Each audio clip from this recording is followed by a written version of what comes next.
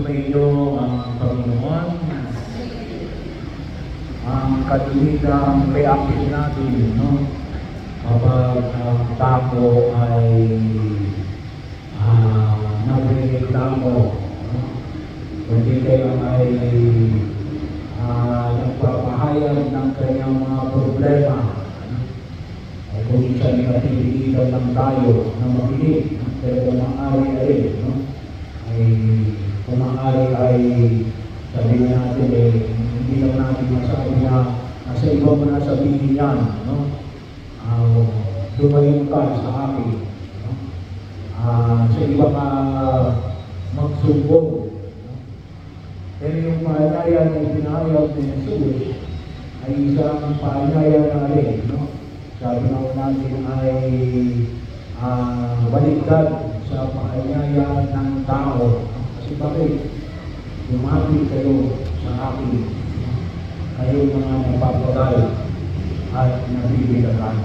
Kasi maganda natin, kapag ang tao stress at kapag naglabas siya ng kanyang hinain, ay sigurado ko ay kayo rin na pinagsasabihan niya ay mati-stress din. Magkakaroon kayo ng damdamin na katulad ng kanyang nararanasan. Hindi rin kayo mapapakali. Pero isang biyaya na ipinagkaloob ng Diyos sa atin natin, yung kanyang paanyaya, lumapit kayo sa akin. Kayo lahat na napapagal at nabibilagan. Yun yung hamon na nawa makita ng tao, no?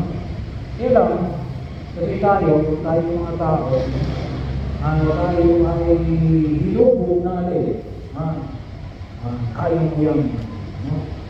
Kaya mo yan, kakayanin mo yan, yun ang kamilitang ipinangaman sa kakayanin natin, no? Pero yung paanyaya ng pinahayag ni Jesus ay huwag natin kalimutan natin na ang kanyang presensya, ang kanyang pagkadarito ay maging bahagi ng ating pagkilos na ilapit natin sa kanya, no? Humingi tayo ng tulong. Hindi naman nahulugan na kapag lumapit tayo kay Jesus, hindi nahulugan na siya yung magpapasan ng ating mga dalahin sa buhay, no? Kaya ano sabi ni Jesus, no? Lumapit kayo sa mga napapasan sa ilugan, masabihin niyo ang aking focus, magaan ang aking focus. Bahagi niyo, magpapasan pa rin tayo. Ilang, kinakailangan natin ilapit sa harapan ng Panginoon. Humingi tayo ng tulong sa pagkilos natin sa religion na ito. Bakit? Kasi yun yung dahilan kung bakit si Jesus ay naparito sa religion na ito. Kaya sa dito ay nagpapapako sa krus sa matay na buhay. Para tayo may tulungan, tayo ay gabayan, tayo iangat sa ating pagkalugmok sa buhay natin sa religion na ito. At alam natin na mayroong papunahing dahilan kung bakit tayo ay napapagalan at naibigan. Una, ay alin, yung kasalanan. Kaya ngayong paanyaya ng ikalawang pagbasa, sa ikalawang pagbasa natin sa sulat ng San Pablo sa mga taga-Roma, ay alin, yung paanyaya natin, iwasan ninyo yung tika ng kamang, iwasan ninyo ang kasalanan, kasi bahagi yun na makita namin alin na ang turo na itinawani sa atin ay alin, ang kaya kalimitan tayo ay nabibigagan, nahihirapan, nagkakaroon ng problema ay gawa ng kasalanan. Maliwanag niyo yung binigyang pansin, kaya yung turo na tinatawag natin kasalanan mana, bahagi yun. Na kung inyong pagmamasdan na kalimitan, hindi lahat ng kahirapan natin ay gawa ng kasalanan. Kaya tayo nabibigatan ay gawa ng kasalanan. Hindi mo yun parusa ng Diyos. No? Kung isipin na kaya tayo ay nahihirapan kapag gusto ng Diyos na parusahan tayo, hindi. Ang dulo ng nasusunod, kaligtasan. Tayo ang nagbibigay sa atin ng kapahamakan.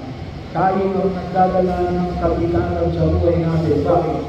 Gawa ng ating pagkakasala. May bahagi mo yun. May epekto yung kasalanan kung bakit tayo ay nagkakaroon ng kabigatan at tayo ay nagkakaroon ng mga hamon sa ligid na ito. Pero hindi lang yun. May mga bagay na nabibigatan tayo, dumarating yung problema natin, yung mga hamon na ikinamanin sa atin. Bakit? Bahagi ng buhay. Mga pagsibok na kinakailangan natin harapin. Meron o, kasi kung yun sabihin ng pala, wala na naman kasalanan. Bakit? Dumaranas ito sa aking buhay.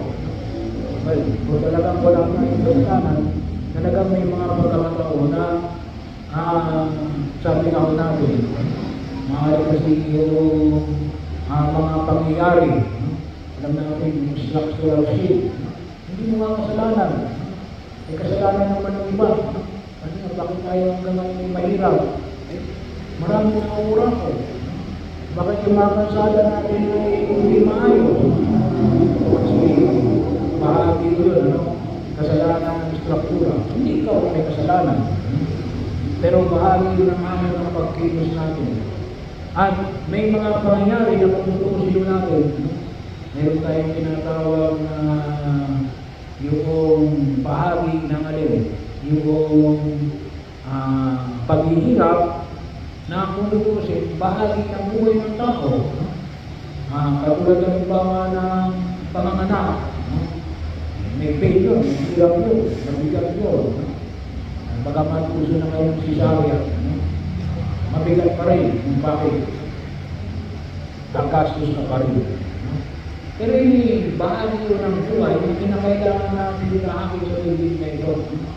Maunawaan natin na alin, na maintindihan natin kung alin, yung turo kung paano natin harapin ang hirap na dinaranas ng daigdig na ito.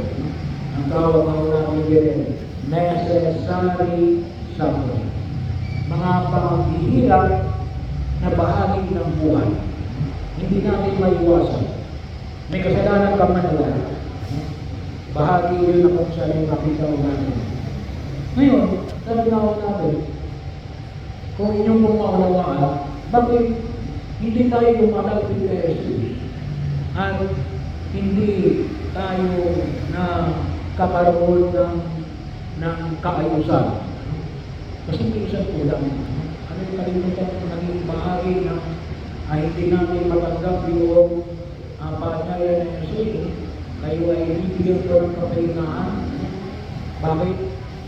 Kasi gawa ng kayabangan. The greatest sin of all.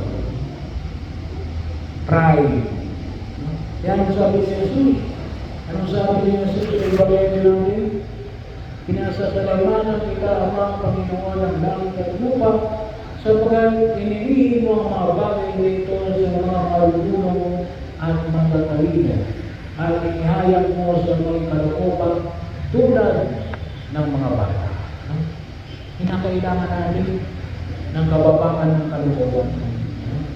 Kinakailangan natin ng kababakan ng kalooban. Humility. Bahagi mo na makita mo natin. Napakahalagang elemento yung kababakan ng kalooban.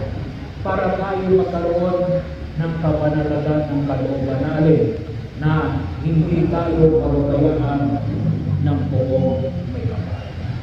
Kinakailangan natin alin na magkaroon tayo ng katulad ng kaisipan ng mga bata.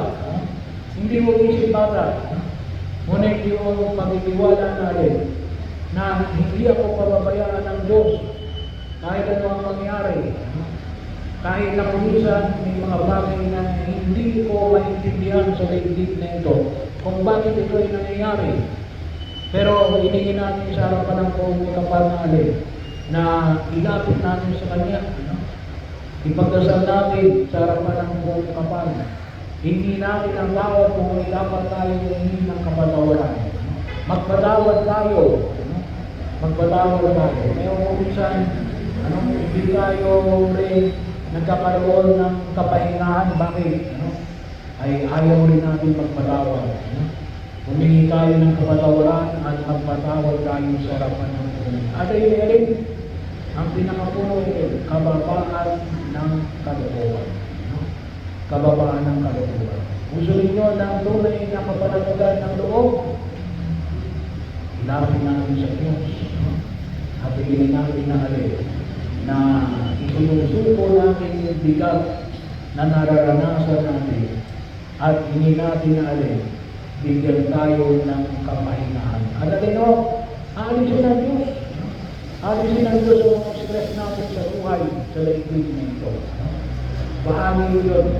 Hindi na urugan na hindi ka na magkakaroon ng problema. Nandiyan pa rin yung problema, pero alin, makita natin na kaya mo na. Kaya mo na. Bakit? Inihandog mo sa harapan ng Diyos at tinutulungan ka ng Poong may kapal.